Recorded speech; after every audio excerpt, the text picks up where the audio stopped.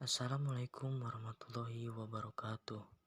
Dalam video kali ini saya akan membahas mengenai teori-teori emosi. Dalam ilmu psikologi, emosi diartikan sebagai pola reaksi kompleks yang melibatkan pengalaman, perilaku, dan fisiologis yang digunakan untuk menangani masalah atau peristiwa penting yang dialami individu. Dengan kemampuan mengelola emosi yang baik, membuat kita terhindar dari perilaku impulsif, yaitu melakukan suatu tindakan tanpa memikirkan. Adapun 5 teori emosi. Yang ke-1, James Lange Theory. Kedua, Cannon-Bard Theory. Ketiga, Sachter-Singer Theory. Keempat, Cognitive Appraisal Theory of Emotion. Kelima, Emotion and Motivation. Baik, dalam video kali ini saya akan membahas kelima teori ini. Sebelum lanjut ke penjelasan, izinkan saya memperkenalkan diri saya. Saya Jenny Ahmad Abdullah dengan NIM 501222030. Saya berasal dari Universitas Tadulako, Fakultas Keguruan dan Ilmu Pendidikan, Prodi Bimbingan dan Konseling. Baik, kita lanjut. Teori pertama adalah teori James Lange. Dalam teori ini disebutkan bahwa emosi timbul setelah terjadinya reaksi psikologi. Menurut teori ini, emosi merupakan akibat atau hasil persepsi dari keadaan jasmani. Orang menangis karena sedih, orang gemetar karena takut, dan gejala kejasmanian merupakan sebab emosi, dan emosi merupakan akibat dari gejala kejasmanian.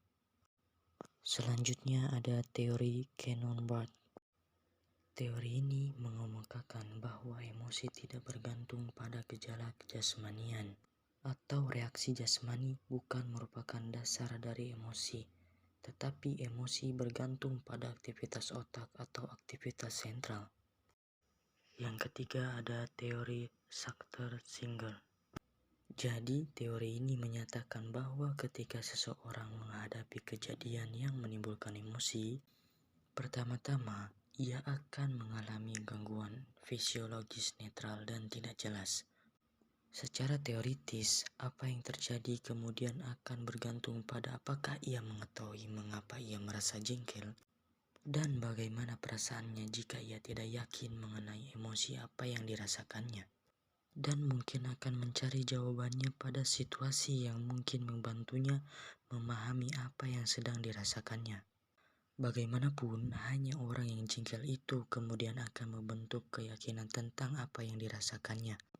Dan kognisi ini akan membentuk kejengkelan umum yang tidak jelas menjadi suasana emosional tertentu.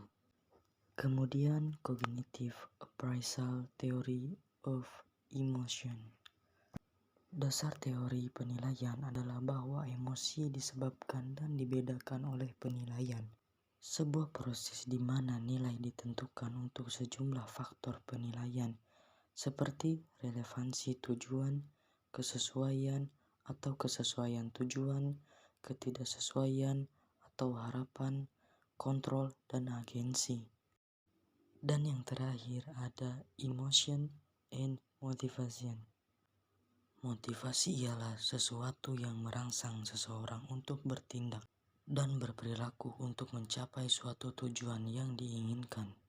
Sedangkan emosi adalah perasaan yang muncul dari motif atau dorongan itu sendiri, dari tindakan yang disebabkan oleh motif dan dari pencapaian atau kegagalan. Mungkin itu saja yang bisa saya sampaikan mengenai kelima teori tersebut. Terima kasih kepada teman-teman yang sudah menyimak video ini dari awal sampai akhir. See you the next video guys.